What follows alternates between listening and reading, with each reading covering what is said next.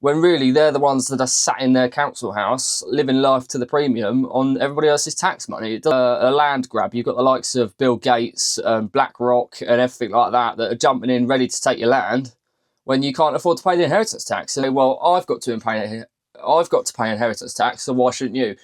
Well, actually, the truth of the matter is only 3 or 4% of the whole of the United Kingdom will ever pay inheritance tax. So the council estate Karen over in the next town could get a 2-bedroom fucking house and everything else completely free, get all of her bills paid, gets an allowance to spend, doesn't have to go and find a job. Just before we get into this video, slight disclaimer, because I don't want to upset any too many Karens. If you are easily offended, and I mean, I'm not that offensive, but if you are quite easily offended, probably wouldn't watch it, especially if you're on benefits or in Britain. Probably wouldn't watch it. However, if you are a bit if you are a bit like-minded in the way that politics in the United Kingdom is fucked, carry on watching because you might enjoy it. But yeah, as I said, if you're easily offended, don't watch it, or do watch it and just roast me in the comments. That's also fine. I don't mind. But we'll get into it now. I'll see you in a bit. Good morning, ladies and gents, boys and girls, other things if you're not of that group that I first said.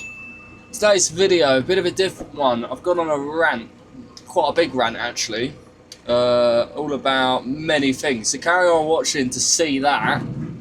Sorry if I offend anyone, but there we go, that's life. Who cares? Nobody cares really, but carry on watching, you'll see what it's about. And I think I've been pretty diverse at the start, to be fair, so let's get into it. Right, hopefully you can hear me, hopefully you can see me.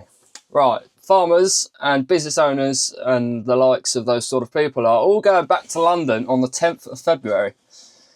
Now, you may ask why. So Parliament are due to debate the petition on the family farm tax.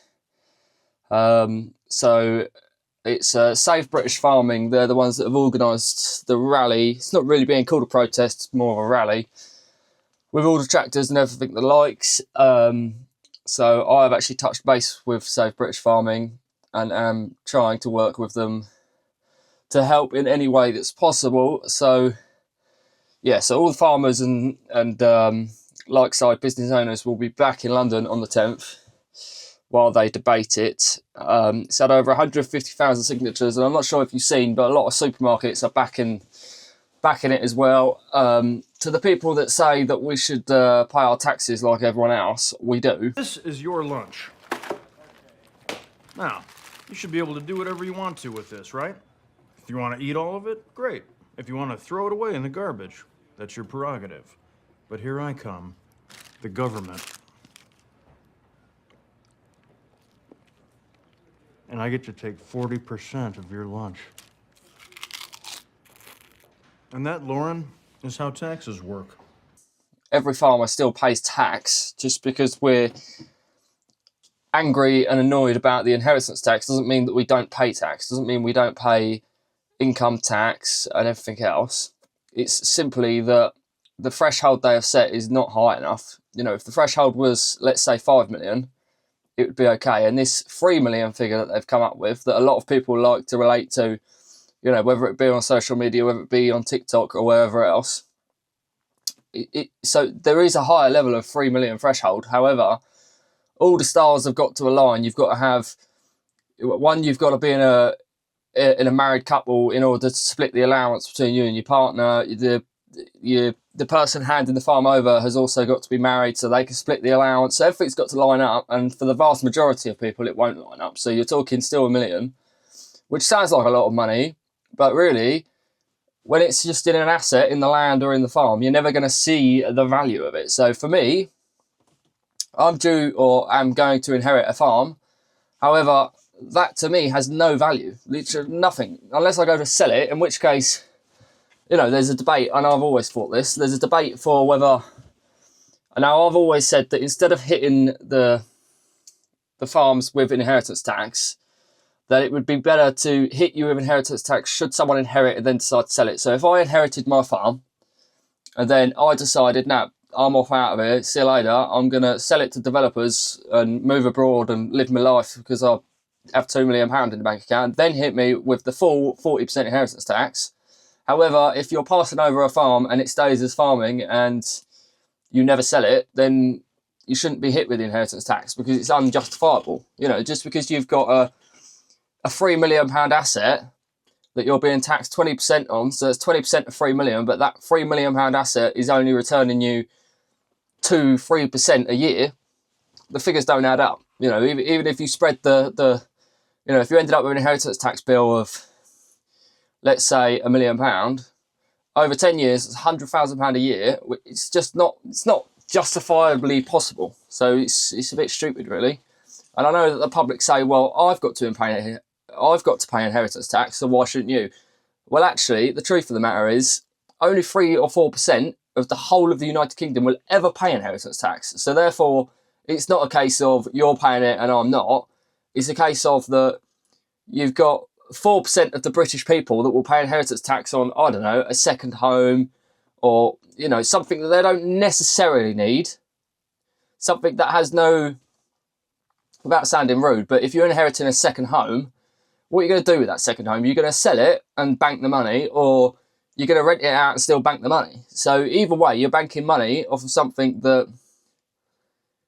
you didn't have before, as where with farms and businesses, you're not inheriting something that you're just going to sell. You're not inheriting a second home. You're inheriting a livelihood and something that people aren't getting into. You know, it's not farming isn't a profession that people are trying to get into. It's not something that you've got, you know, millions of people signing up ready to join you, because why would you? Why would anyone want to do this when you're getting not much money and you're dedicating your whole life? You know, it's as simple as that. I've got a 9-month-old baby and I don't spend anywhere near as much time with him as I should, purely because there's so many things to do all the time. So, you know, it is what it is. But to all the people that want to sit there and say, well, you're just a lucky millionaire trying to grab hold of some money, it's not really how it works. Because if it worked like that, then yeah, I'd quite happily pay 20% on it, because, you know, if I had £3 million sat in my bank account, yeah, take 20%, not a problem.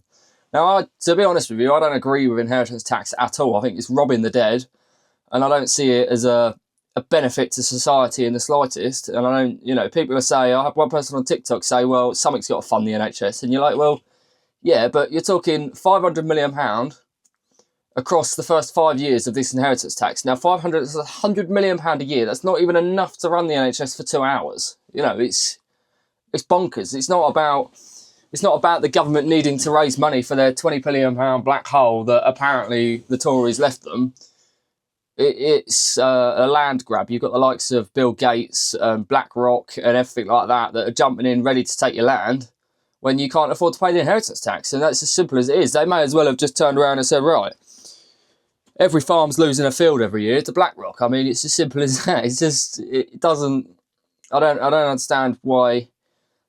So I wouldn't say so many of the British public, but so many people on social media get so upset about it, when really they're the ones that are sat in their council house living life to the premium on everybody else's tax money. It just doesn't make sense to me. Then you've got the likes of Amazon that still aren't paying a £0 tax in the UK. So it's not right, but it is what it is. No, it's a thing they've brought in the hopes that it will stop the likes of Jeremy Clarkson, stop the likes of Bill Gates buying the land, but it's not, because they can just put it into a trust. Now, for those that don't know, a trust, anyone could put something into a trust. Every 10 years you pay a certain percentage of the value of that in the trust, but it's much more smaller than inheritance tax would be.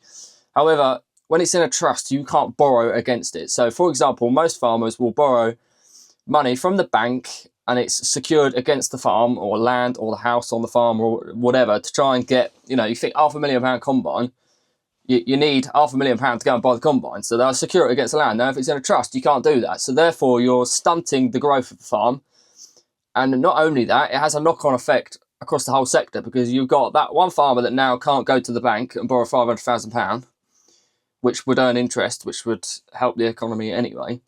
You've then got the dealer of the combine that's not selling a new combine, so they're suffering financially as well. It's just all out a stupid idea, in the same way that their wonderful national insurance idea is great. That's why you've got Sainsbury's and the likes of other supermarkets cutting jobs, because they simply cannot afford the extra national insurance hike that they've been suffered to pay. So when you've got these Labour supporters saying, well, they're not taxing the working class. No, they're not taxing them directly, but they're taxing their employer, who then can't afford to employ them, so then is making them redundant. So therefore, you're ending up with people that are out of employment because they haven't taxed the working class. It doesn't make sense. It doesn't add up. But anyway, back to the original point.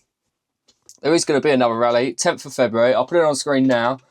There's a GoFundMe page. Now, to those that get angry about it, I don't really care what you think. There's a GoFundMe set up by Liz, the organiser of Save British Farming, who basically needs to raise some finances for the big screen that they're going to televise the debate on, certain other billboards, and bale effigies of Keir Starmer. It's being called Change Your Tune Starmer or something like that. So I'll put that link in the description. If you can go and support that, or you are in the rural economy anywhere across the UK and you would like to show your support without being able to attend London, then put 10 quid into it. If you can't get to London but you wanted to, use some of that transport money that you would have used to get to London to help everyone else. Hopefully it'll be a big turnout, but we'll see. What else was I going to say? I don't know, it's turned into a bit of a ranting video, this, really. Quite a ranting video. And also, I think it's important to raise the aspect that there's a lot of old people in farming now, and I mean a lot. The vast amount of farmers and farming enterprises are run by the elderly. Now, they're the sort of people that are suffering the most during this, because I've spoken to a couple of them, and I've had a couple of conversations with a couple of other young people that have got older parents, who are contemplating, I don't know how I can say this on YouTube without getting banned, but contemplating ending their own life, purely because you imagine you've worked all your life. Now, you've sacrificed your life in the dedication of a farm. Yes, to try and make money and, try and make it a viable business, but you've sacrificed your whole life. You've worked your whole life for not a lot of return, enough to live, but not a lot of return. Suddenly you've got Labour saying, right, in 2026, we're going to have 20% of that because we can, basically. That's what it comes down to. So they're all thinking, well, I don't want to be a burden to my son, my daughter, my relatives, my younger relatives, whatever. So, rather than them being able to live peacefully in their last years, they're thinking, well, I'm going to be a burden on my family, for one.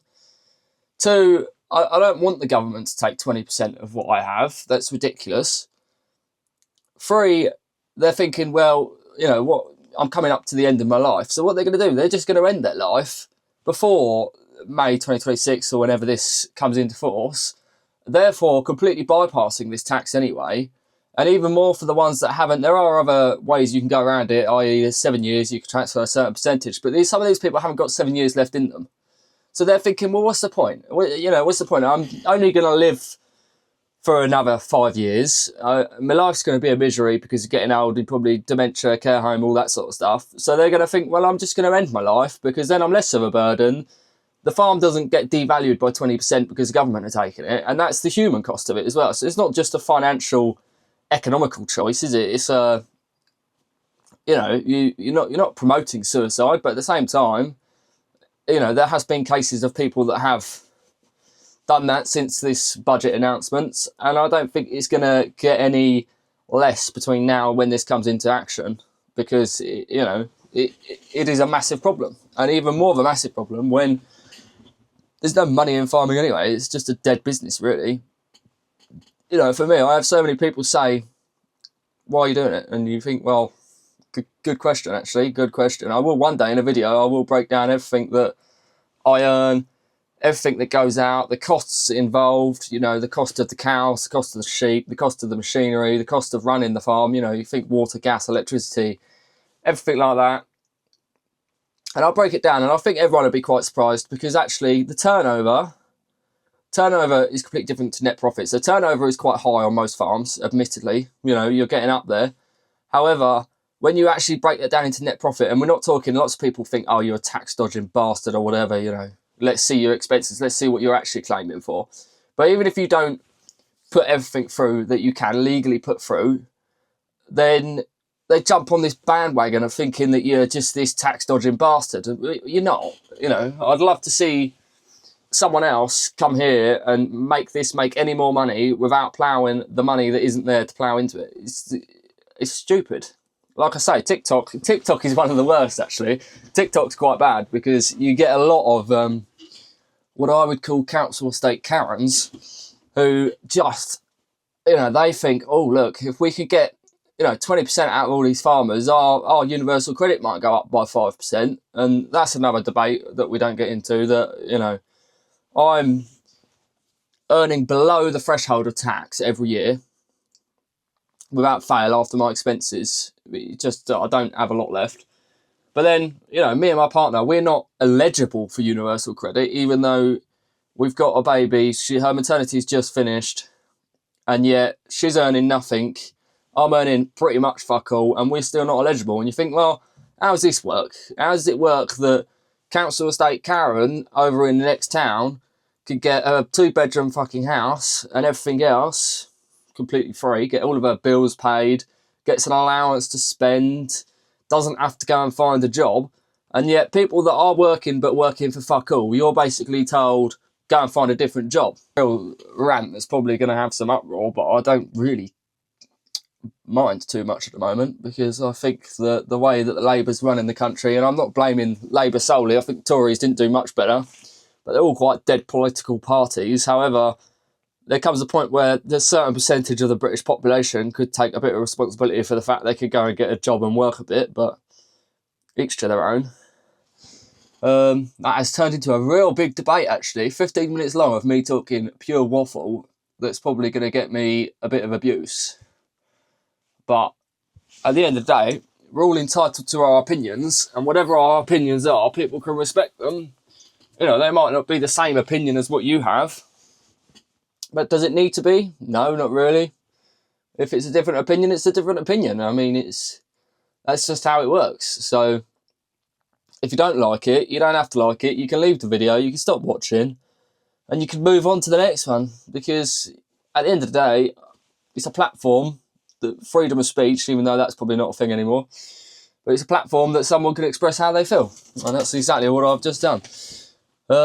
Really random video today, but anyway, if you agree with any of what I've said, or you're a council Karen and you want to jump on the comment section and have a go at me, feel free to do it. I don't actually mind. You can have a go at me all you want. I'll even release the blocked comments that YouTube held because they're deemed, I don't know, irresponsible or stupid or offensive sometimes, even though I think I don't really mind, but there you go.